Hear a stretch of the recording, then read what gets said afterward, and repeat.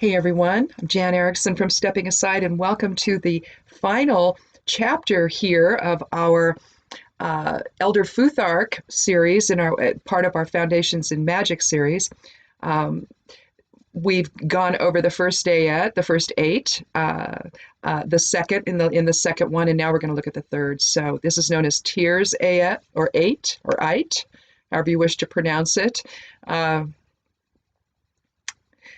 Just like tarot, just like the major arcana and tarot, as we've been talking, runes, the Elder Futhark anyway, is divided into three groups of 8 runes each, and each having to do with their own concepts, self and society with the first one, the second one having to do with universal principles, and this last one having to do with universal law.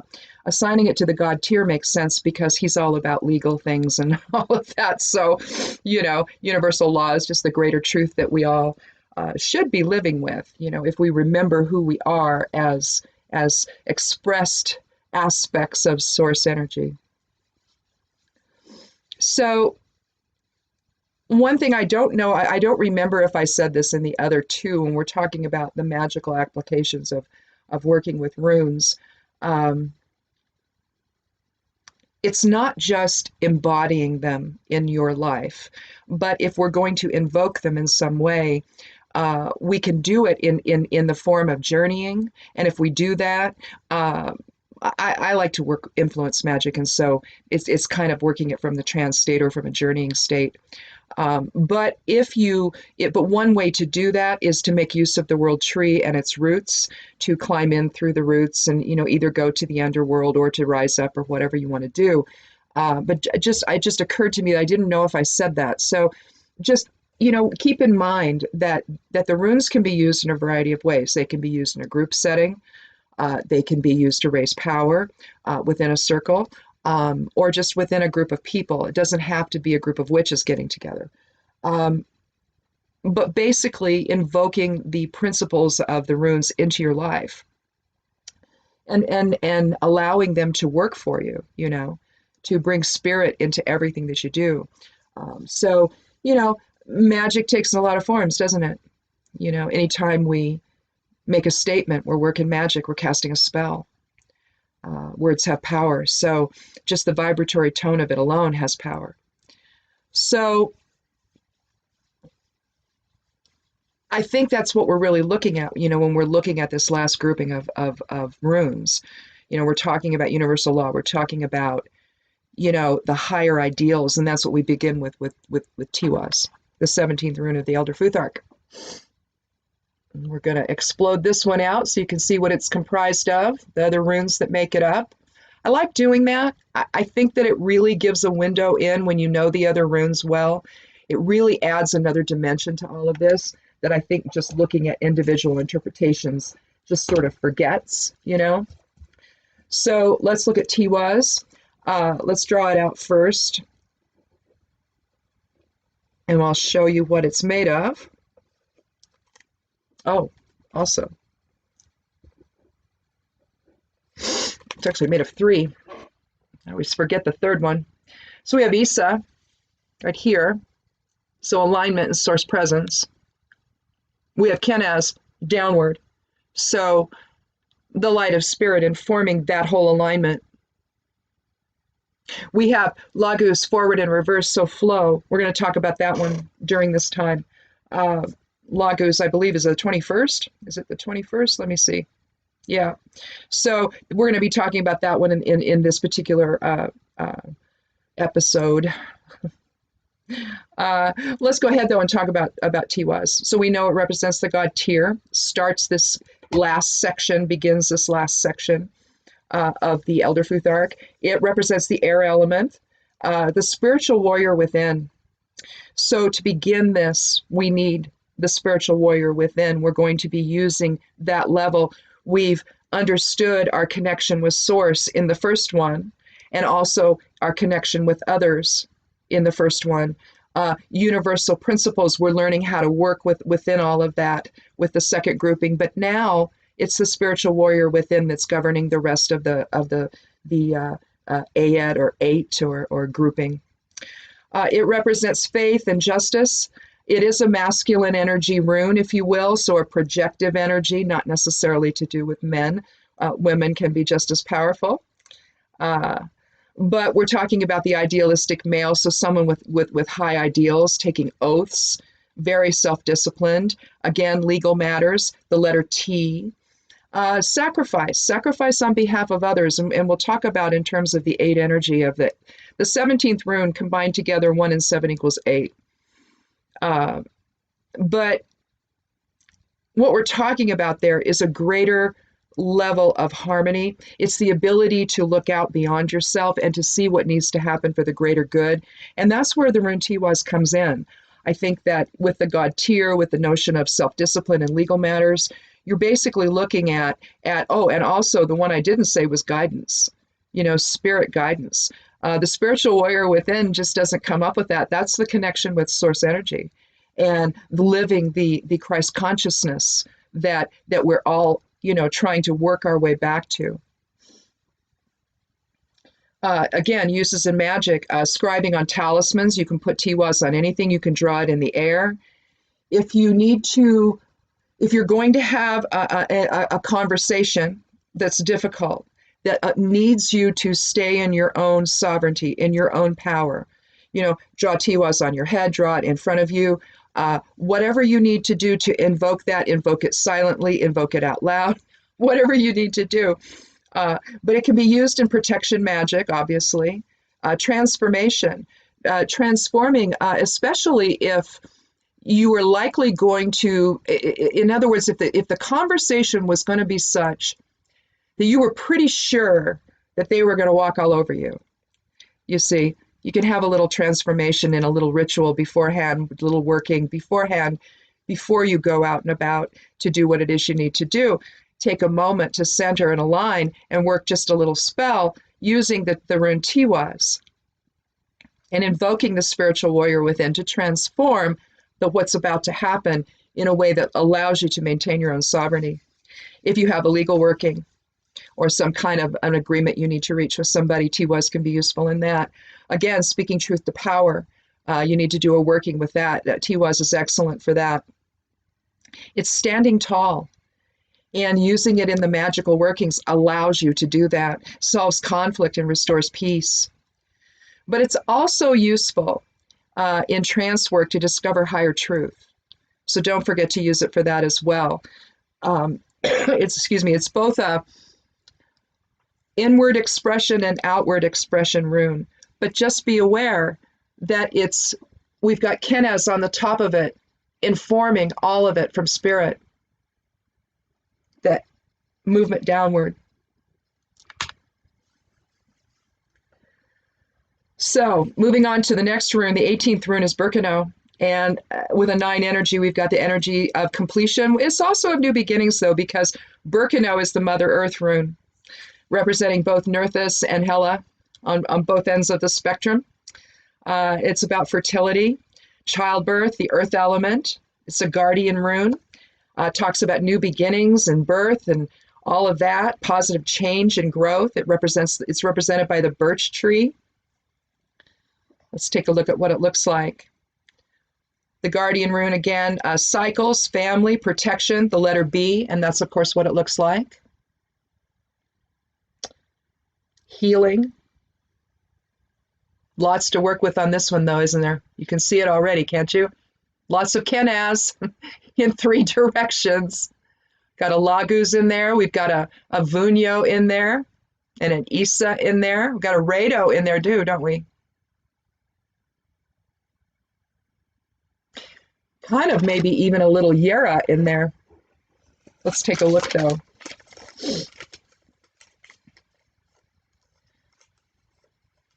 But depending on the situation at hand, Birkenau can indicate childbirth or a pregnancy maybe. Bringing projects to fruition. That's another aspect of Birkenau. So it doesn't have to necessarily be, an individual that's birthing. It could be a concept, an idea, an agreement, a new path forward. So it's a lot of different things. So we have Isa, we have Laguz, we have Vunyo, we have Kenaz everywhere, we have Rado, Did I forget one?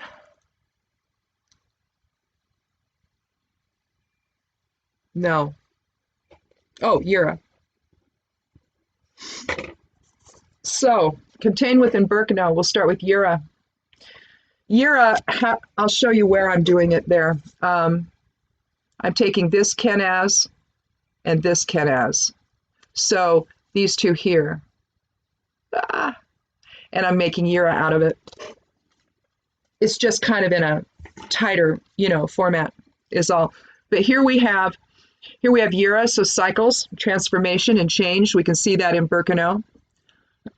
Again, Isa, alignment and source presence. Laguz, flow. Vunyo is fellowship. Kenaz in forward and reverse. So we've got in both shining the light within and without. I'm still dealing with a little bit of this cold, a little residual. Rado is about integrative movement and harmony. You normally think rider and horse, but we're also going to deal with another horse here coming up with Ewas, only that's a little bit different and we'll get into that. Sleipnir and what Sleipnir actually was.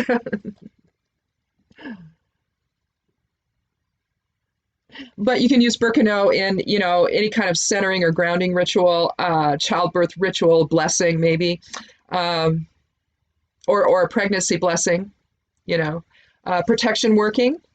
Workings to remove self-doubt, especially with the impact of Kenaz in the appearing 3 times in this rune.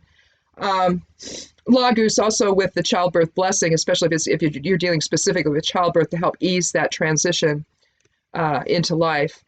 Magics to catalyze change. Obviously, a birth of anything is a profound change, no matter what it is.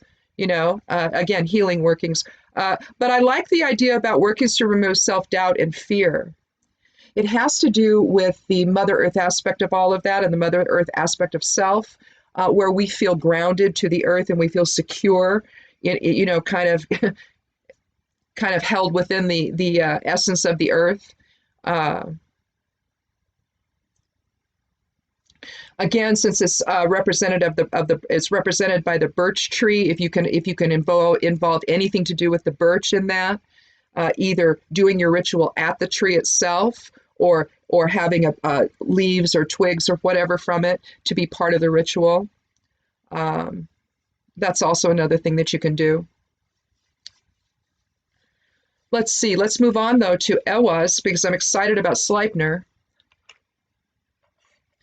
Ewas is the 19th rune of the Elder Futhark. And so we're talking 9 and 1 is 10. We reduce this to 1, so we're talking new beginnings. Change, momentum, intuitive bond. The letter E, it's a water element rune, so anything to do with change, emotion, all of that. Coming together in unity is often water element. Binding toward mutual end. Horse, it is specifically horse, but specifically Sleipnir. It can also be thought of as the Merkaba or Merkaba.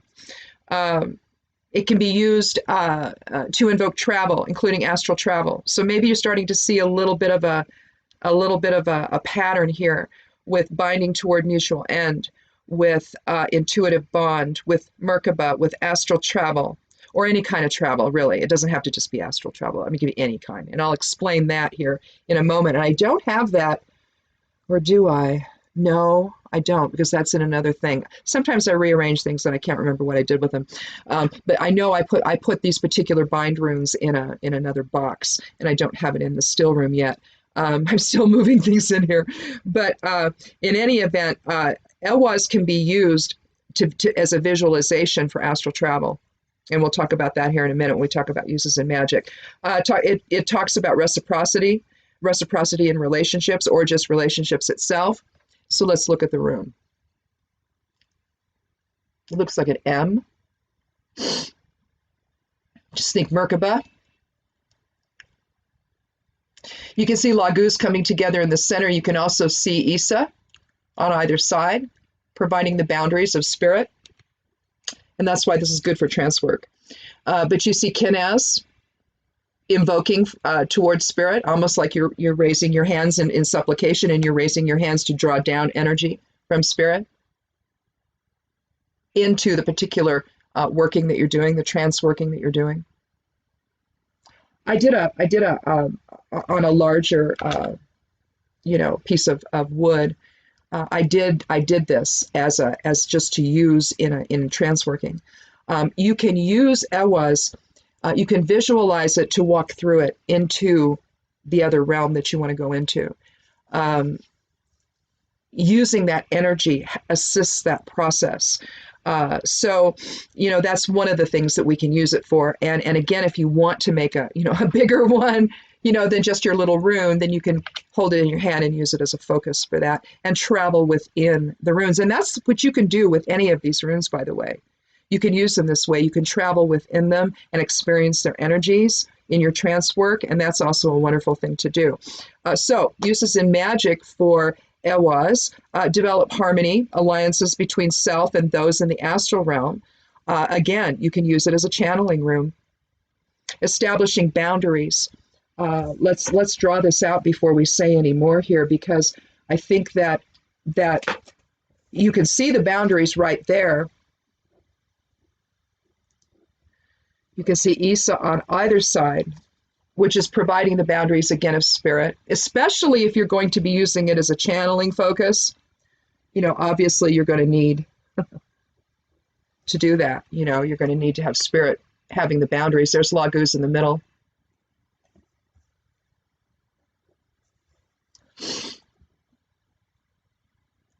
Drawing down the light of spirit, making that two-way exchange. So it's almost like the communicating to spirit side of the experience. We still haven't talked about Sleipnir, but I haven't forgotten. So we said establishing boundaries, meditation to increase spiritual development. Again, uses a focus to enter the astral realm or as a means to enter their Merkaba. I use a Merkaba or a small orb when I transfer my higher self into something, when I'm going to go and do something astrally, no matter what it is, whether it's, talking to higher self or the guides or whatever, right? What I'm doing is I'm placing that focus. Sometimes I don't always do it that way, but sometimes I do, where I'm transferring. It's almost like a fetch in a way. You can do this. I'm actually about to pull. I said this before on. I don't know if I said it here or if I said it on the Somewhat Daily Tarot and Rune video, but I'm about to publish another book, and it's going to be a manual on transformation and working with these kinds of energies and learning how to draw yours back into your own source presence and all of that. And that's what you can do. You can do it two different ways. Basically, you can take a piece of yourself and focus it into something and use that as your transport, basically, into the astral realm. Or once you're accustomed to that, then you can just take your own focus and not visualize a separate higher self or light body or fetch, which is called them fetches. And basically, it's just a shadow, that you're using. Only in this case, you're visualizing a light body. So that's what you would do when you're using ewas, in trance work. Shielding, protection from harm, binding forces together. With Laguz, you're binding them together, you're sealing them with Kenaz. Increased cooperation between parties. Again, the Laguz aspect of it brings an easy flow to things. So you can see the kinds of workings that you can do, with communication and alignment and harmony. Trance work again. Now, Sleipnir. Sleipnir was not an eight-legged horse. Sleipnir was a flying vehicle that Odin used to get around places. So, the folks at the time, they liken it to what they know. And, Odin and all of his group, they were not from here. They were from somewhere else. And the technology that they brought here at the time, part of it was Sleipnir. And that was we think it's because that's the horse, the eight-legged horse that Odin supposedly wrote about in the sky, right? No. these people were from some other world, and they were here for a time, and they gave us lots of information. They likely, intermarried or whatever you want to call that with us, and so that's why you have, the whole notion of the divine right of kings, because you're talking about closer bloodlines to these people that were here. And so unfortunately, they think that that makes them the ones to choose everything for us. And that actually isn't what's supposed to happen. So we're kind of working our way out of that now. But the eight-legged horse was a spacecraft. So there you go. I said it. Heresy. Anyway, moving on to Menes. The 20th rune of the Elder Futhark, a two energy, so balance, duality, polarity, decisions, It's an earth element rune, very similar in looking, in shape to Ehwaz, only you have a little bit more involved there. And we'll explode this one out too. I'll take a new piece of paper, otherwise it tends to bleed through. We're talking the earth element, another M. Oh, well, it's an M. The other one's an E, even though it looks like an M. It's an Ehwaz is an E or EH sound. But Menes, we're talking about integration with others. Within it, you're going to see Gebo, which is balanced energy exchange with others. You're also going to see the idea of a new day beginning, balanced energy exchange, transition with the center part of Menes. But we're talking about humanity and man's or the individual within society and how we relate to one another, how we integrate. It's about mind, body, spirit connection. It's the thought rune. So you would think, being the thought rune and memory and all of that, you would think that there would be the air element in it. And I would suppose it's probably there, but we traditionally associate it with the earth because we're talking about the thought and memory having to do with tradition. And what grows out of everything, right? What grows out of our relationships together. So let's go ahead and draw this out, and I will show you what I mean. And again, forgive me, I'm not an artist. I'm a writer, not an artist. I gab, I write, I don't draw. So again, we have Isa. We also have Isa more than once.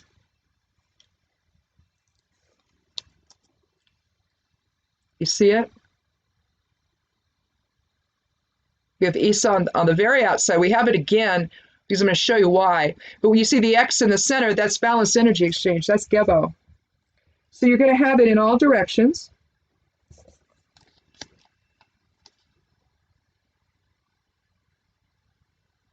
But the other thing that you're going to have is Dagaz, which we're going to talk about here in a little bit,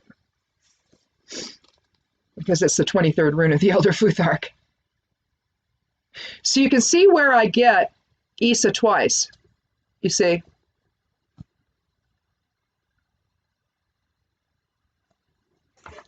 So you can see Menes is a very complicated rune. And when we talk about being the individual within society, that's very complex, isn't it? But it's about our Akashic record. And then we're going to see that again in Athala. But it's about who we are and how we're coming together in balanced energy exchange and harmony with one another. How are we integrating? Again, Rado is also contained with that. Also, Bunyo, forward and reverse. So fellowship with others. And joy. Well, I should have separated it there, but you can see the two P's, forward and reverse. That's Bunyo, or joy, and fellowship with others.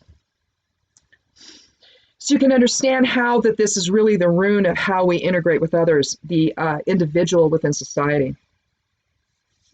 So then obviously what would we use this for in any kind of ritual working? Obviously to preserve harmony, to preserve that balanced energy exchange with others. Anything you can do with these other runes that comprise Menes, you can also do. So know that as well. If you're having trouble figuring out, okay, how am I going to use this? Think about how it explodes out. Think about the other runes involved, and you can kind of get an idea of where you need to focus maybe. Because maybe there's an aspect, one particular aspect, say there's the Kenaz aspect of it, or the Gebo aspect. So maybe you would want to include those other runes as well, right? To emphasize a specific aspect. So that's another way that you can work with these. But it matters that you know the runes that comprise them, right? So that you can then offer a little bit extra oomph to the working if you need to. Again, trance work, including ancestral workings, rather. Alignment rituals, balance workings, healing rituals, fertility work rituals, anything that includes that fosters positive growth and change and development, and an integrated harmony or path forward with others. It can be used with Manaz. Just think Manaz as mankind, although I don't like mankind. So, individual within society works better for me, maintaining my own sovereignty within that. Laguz, the next one. And the 21st rune, it's about flow, but it's a 3 energy, so we're talking catalyzed energy here. So it's really intentional flow. It's the flow of spirit. We're getting to the end of the Elder Futhark here. And this is the flow of spirit into everything that we do. It's the water element. It's intuition and the unconscious realm. It's the connection between opposites. It's the letter L. It's clairsentience and harmony. Represents the occult, the assertive female. It can be used in dream or trance work to derive emotional balance. You can chant Laguz. I'll talk about that in a moment because I do this for a lot of different things. To draw energy back to you, and that's going to be one of the things I talk about. It can be used for purification and cleansing. Let's look at it. You've seen it in some other runes we've done here today. But there's Laguz.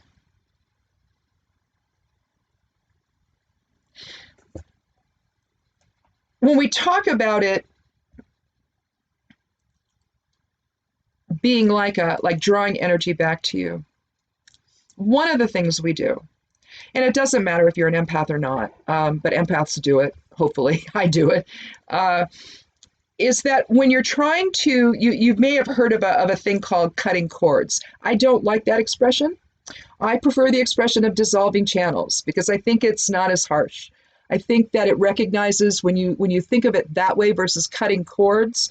If you have to do it quickly, I suppose you can do it that way. If it's vampiric energy coming in, sure. But even with that, a lot of the times that vampiric energy is just needy people needing a shoulder to cry on, basically, or to tell their stuff to. They don't have any boundaries, and so they're just, so it's intense vampiric energy for sure, but it's not the harsh kind, that you need to be concerned about, other than maybe you need to get your groceries to the car before they melt, right? So there's that to think about. But with folks like that, you want to be gentle about it. You want to be respectful because they just need a friend. That's all, but it's just kind of sticky energy, you're experiencing. But you can use Laguz as a magical hook to draw back energies to you. You can visualize that if you want to. And what I do, though, is I just allow them to dissolve and just sort of dissolve into the mist. And then I pull back with Laguz. I chant Laguz to pull everything that's mine back to me. But you want them to dissolve before you do that, because otherwise those energies can travel back. That's a two-way connection. Even if you're the only one thinking about somebody, you've established the potential for a two-way connection, because if they feel it and they start thinking about you, you're off to the races, basically. You've got an energy channel now that is active and happening in two directions. And so, again, sometimes you don't want that. But in any event, you can use Laguz you can include it in a bind rune to align energies together. Alignment ritual for shielding, again. Draw spirit into a working as well. Balance, astral travel, path working, a healing ritual. Again, water element is always about healing and emotions, purification and cleansing. If you have the sense that you have energetic attachments that are feeding off of you, because that can happen. When that happens to me, it usually happens right about midway down the not really at the center of my back, a little bit further up. There's an entrance there. I don't know if it happened when I had the spinal for both C-sections I had, but after that time, Uh, I felt energies collecting around my backside. So I suspect it was whatever, the opening it up with that needle, getting it close to the chakra energies, to the prana tube, all of that, getting it in that area because that's where they're working. I have to wonder if it opens something up. Not sure. But in any event, or just my defenses were down enough that that's where they started coming in at. But sometimes I will have, in fact, I talked about this in not the most recent book I wrote, but the one before that, When Vampires Attack. I talked about it in that, the experience I had. So if you haven't seen that book, check it out. It's over on Amazon, both in Kindle and paperback form.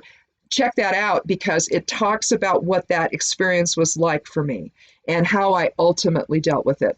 I just think because you have to, again, take the bull by the horns and assert your own sovereignty in moments like that, because they can be quite disturbing when some kind of dark energy and again, I'm assuming dark energy because who else would intrude, like that, in a way that's not asking permission. A higher energy is going to ask permission. A higher energy is going to want to have a conversation with you. That's all.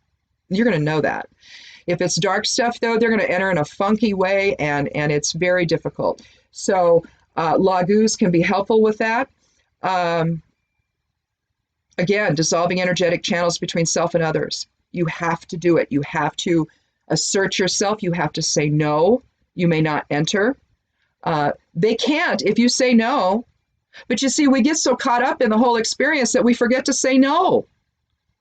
And that's really what you have to do. You have to say no. So, Ingus, 22nd rune of the Elder Futhark. We're in a 22 year. Now that's the cosmic builder, folks. And that's the most powerful number we have in, if I could get the right one, I've got Degas in my hand. A little more tea here. We have Ingus. Can also be drawn as two X's on top of one another. I think this is the Germanic way, maybe. I think the other way is the Anglo-Saxon way. Lots of different, formats with the runes.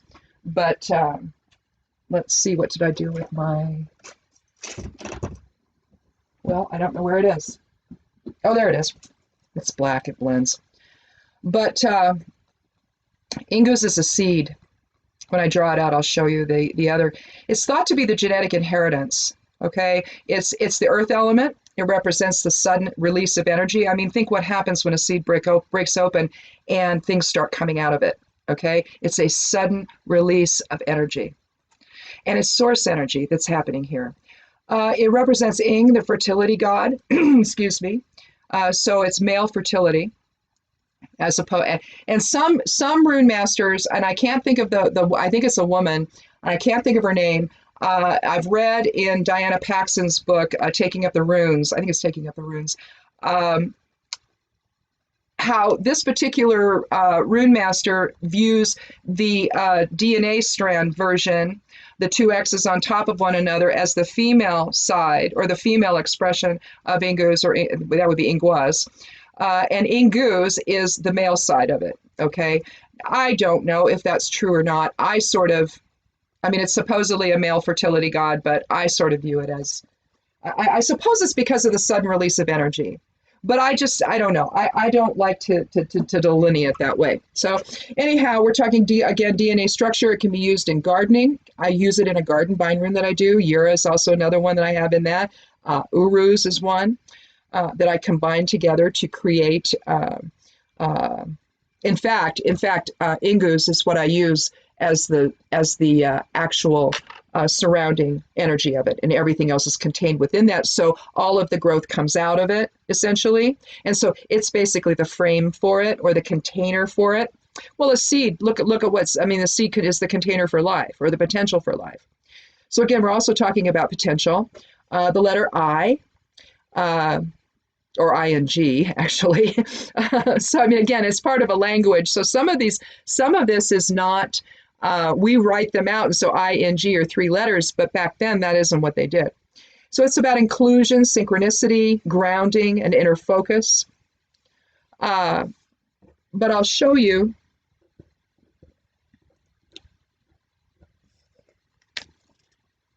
depending on how you want to write it, you're still looking at Kenaz in all directions. So the light of spirit invoking the potential or the life within. So depending on how you see it, it could be total focus inward with the diamond one,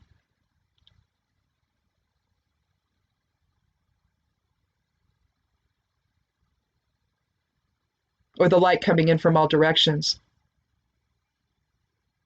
I mean, I think you can see how that other rune master was conceiving of one representing one and one representing the other. I mean, you can see that just when you look at how, Kenaz functions within all of this experience. But it's pure source energy. Anything to do with the seed, anything to do with growth and development, it's pure source energy in the mix of it. Uses in magic, transformation and rebirth, obviously healing. Magic to release something, to reestablish energy flow. Remember, Kenaz is a fire element. We're talking catalyzing energy here. And of course, the light of spirit is going to be catalyzing, isn't it? It can reveal secrets and deception. It increases self-awareness. It helps us to understand destiny. And think about that. Think about how the light of spirit can help us understand our destiny, because it really makes us understand that we are not these bodies, that we are not the ego, the egoic response that happens when we focus in. We start, instead of realizing that source is driving the ship, that higher self is driving the ship, basically, driving the vehicle, which is the body. Instead, we spend all of our time, reacting to everything that's going on. That's the ego. All right. When we view what we're seeing as real and not just a lesson that we're supposed to learn. All right. When we make it our own reality and the only reality we see. In other words, conflict is a good example of that. When we make conflict the only reality we see, our frequency drops, everything drops, and we become part of the ego, the dark energy that is here. It came here at a point, right? It came to this planet at a point. It came in. Prior to that, that wasn't what this planet was. This planet was all about, source energy and the light and all of that. But then something happened and some dark forces came in. And so we've been struggling ever since to remember who we are. But Ingus can help you do that. It can be used as a focused in trance work to discover past lives and past incarnations. Again, go into the light of spirit. Use this particular one. Unless you want to climb through the branches of your genetic inheritance, you could do that. You could use this one for that. But you could begin, in fact, what you could do realistically, if you wanted to do that, you could draw it out this way. You could use both. And it would look like this, maybe.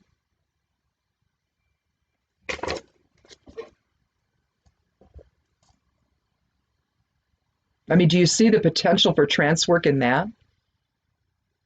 Just to go through your Akashic record, just to go through all of the branches in your ancestry, wherever you were, whoever you were, the families you were involved in, not just on this planet, but on others as well, other incarnations elsewhere, because we're everywhere. We're not just here.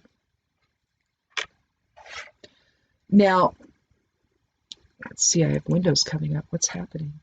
Tweet deck. Oh my God. So again, we see balanced energy exchange, we see Gebo, but we see, but inherent in that again is Kenaz. The light of spirit invokes in everything, just about, in almost every single rune here. We can see it.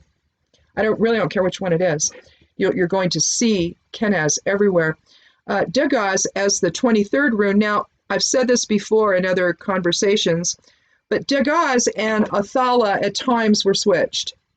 I tried it, and I went back to the regular way with Athala being the 24th rune. But some people believed that this transition from one phase to the other, which is the essence of Dagaz, that meant that, okay, we are now leaving one life and moving into the next phase.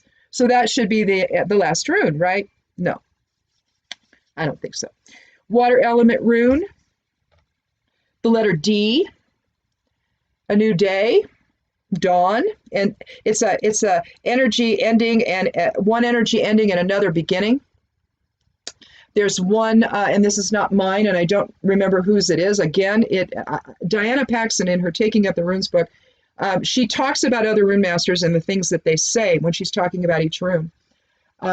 Some people, she talks about, the old stuff as well. But it's the notion that energy at its saturation point becomes its opposite. So a death and a rebirth, right? You can see that. Conclusion, daylight, awakening, all doors open, all options available, transition. When I pull Degas for any reading, it's like, wow. I feel like, something wonderful is about to happen. Well, again, we're going to start with Isa for the boundaries. So alignment and source presence, the container within which we work. We are source, we're not the bodies. We have, again, Gebo in the middle. Balanced energy exchange. We have the light of spirit in all directions. I'm going to draw this. We also have Laguz. We have part of Manas, too, the top part, don't we? So there's an element of the individual and society. There's flow.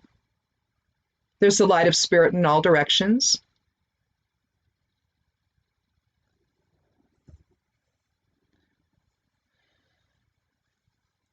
So I think that it is the awareness that we have, perhaps at the point of transition. If we didn't realize who we were, in other words, while we were here, at the point of transition. So this could definitely mean death and rebirth.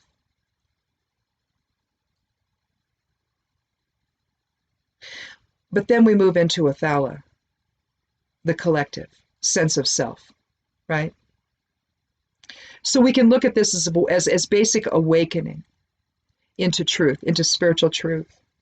Uses in magic, protection workings, transition magics, channeling, again, channeling, using the light of spirit to access, to raise your frequency up high enough that you can then reach those lighter energies. They can't reach you. You can ask them for help to get there and see yourself. Again, that's where using a separate light body can help. Beginner and a transition working, you can use Degas for that. Alignment or balance, I think I said that. Degas, a morning or evening ritual. You could use it for that. But again, it's the idea of transition that you're going to use it in. So now, we've reached the end, haven't we?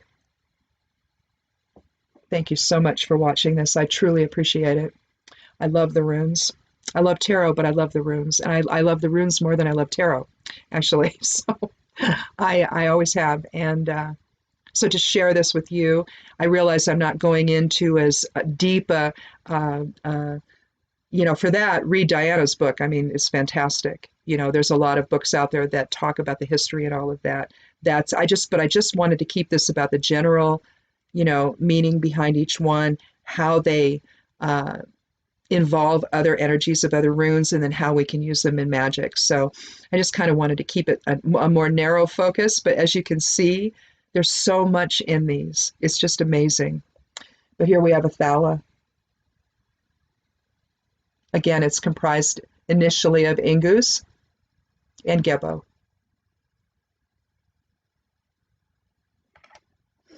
So we combine the seed with balanced energy exchange, right?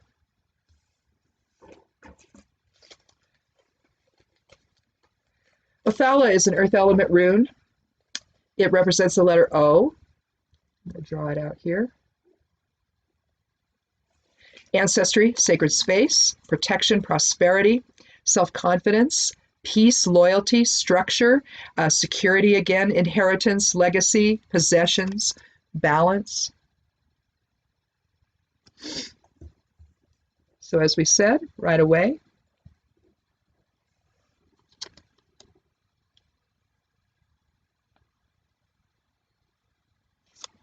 and realistically, where did I put that? Oh, remember the Beinrin we did for ancestral workings? It's essentially that same energy, just structured a little bit differently, isn't it? But again, what do you have?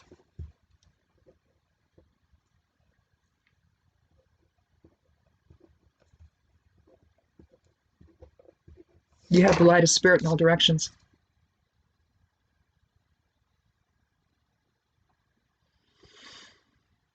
Within, without, around us, as above, so below. It's really about, when you use it in magic, you're going to use it to strengthen relationships, strengthen family ties. If we think in terms of the other, then we never see them as the other side of self. And what Athala is trying to tell us is that we are all one. We might look different here because we're, in these little different bodies, the individual forms we take. But the light of spirit that drives the ship, or should, if the ego doesn't take over, that's all one. When we're not focused into these bodies, we are one astrally. We're part of the same expression of source energy that is driving the creation and sustainment of this whole universe that we're in. Constantly expanding and growing and changing and developing. Through the light of source presence, doing all of that. We can use Athala in a ritual for peace or healing, a success working, because again, prosperity is part of Athala. Establishing a circle or sacred space within a ritual or working, you can just simply shield if you want. That can be your sacred space before you do a working. But you should do it in some kind of a container-like fashion so that you can build energy within it and then cast it. That's the purpose of it. Plus, it's to protect you while you're doing that. When you're working magic, in a sense, you're very powerful, but you're also very vulnerable. You're vulnerable to other energies coming in. And so consequently, you want to be aware of that. And so you can use it to establish protection and boundaries. And again, in an ancestor working, we're trying to access that, doing it at the at Samhain or Halloween or at Beltane, May Day. Those are the two times when the veil is the thinnest. And you could theoretically do an Athala working and likely contact someone from the other side. Feel their presence around you, whether you speak to them or not. At least you can commingle energies and feel that love and presence in your life.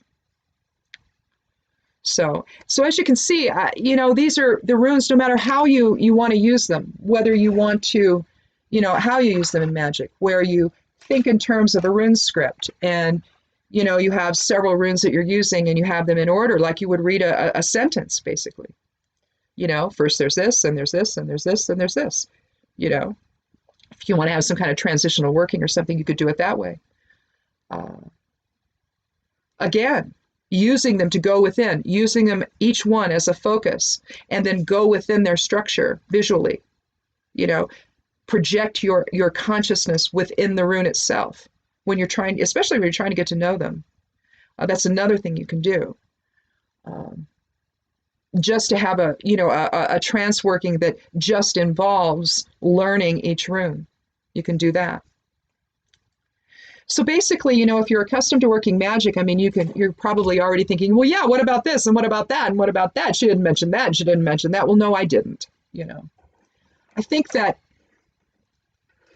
what I try to do whenever I'm doing these, I try to give people enough of my own perspective on something and maybe share some that I've learned about that other people have, to then get you thinking and to get you to decide your own path here. We're all here to do our own thing and to learn our own lessons and to have the effect that we have on the world.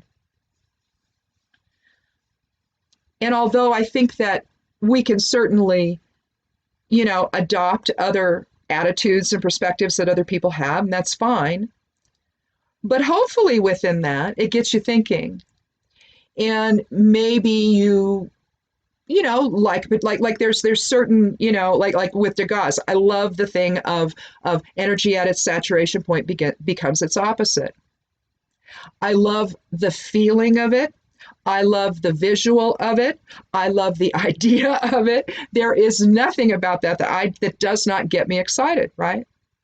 And so you can see how you can really start to understand after a point the energy of these runes. You'll find that you'll start speaking of it. It's like, oh, I'll do that on somewhat daily tarot and rune. And I'll say, oh, well, you need to get into the nathis of it. Or I'll talk about Degas. Oh, well, you need to be in the Degas moment of this.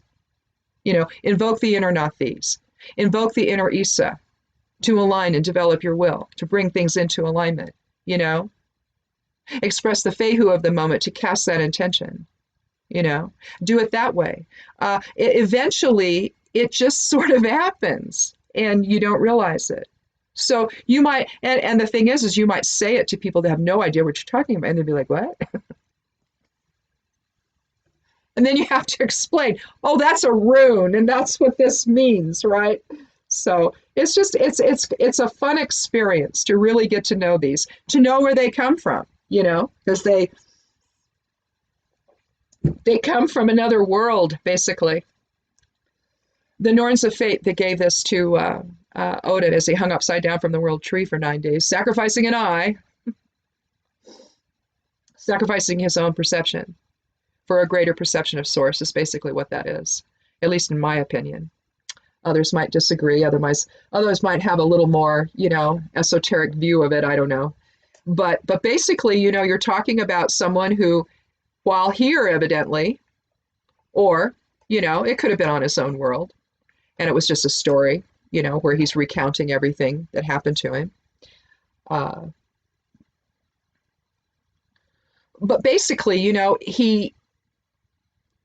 he needed knowledge. He needed awareness. He needed to be able to see beyond himself. And Hugin and Munin weren't enough. Were they ravens? No. They were drones that went out and looked around and came back.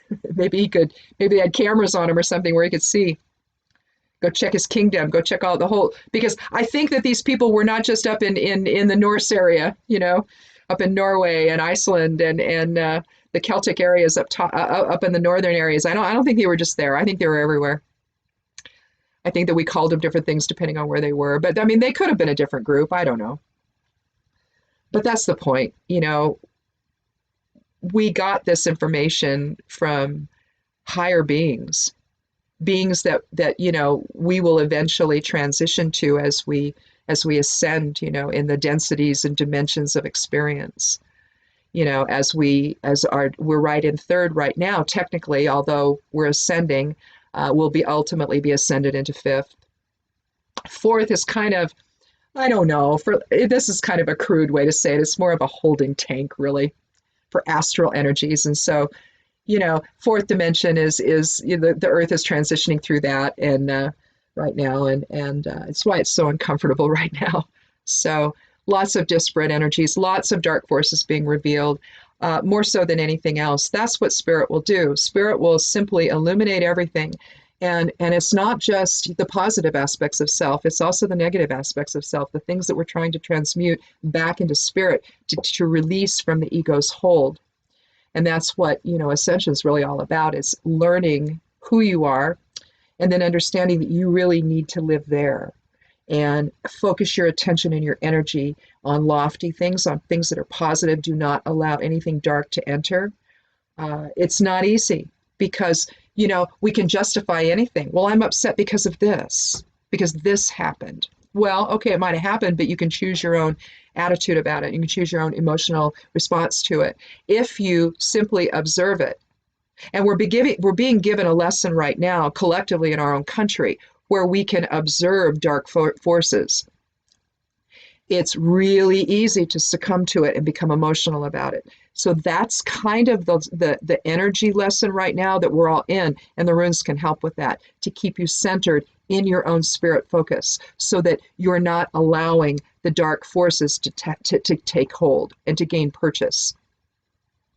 So I think that that's just more important than ever right now to align with things like this, because we need them to help assist us in maintaining that higher vibratory state of being right now, particularly right now.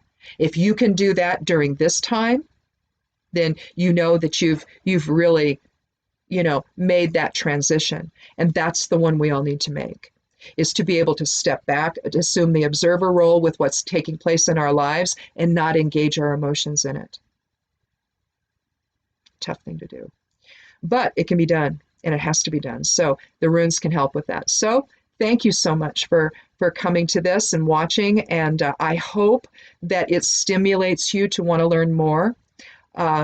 If you want to come and be part of the Somewhat Daily Tarot and Rune experience over there on YouTube and over at Stepping Aside, because I do publish them there, feel free to do that. And every day, we talk, well, 4 days a week, not every day, but 4 days a week we talk about, and we integrate astrology and tarot and the runes, both Elder Futhark and geomancy, to try to get some kind of integrated understanding of what's going on, in our lives and in the world and all of that, and how we can best deal with it. But again, the best way is to raise the vibrations, stay out of the negative experience.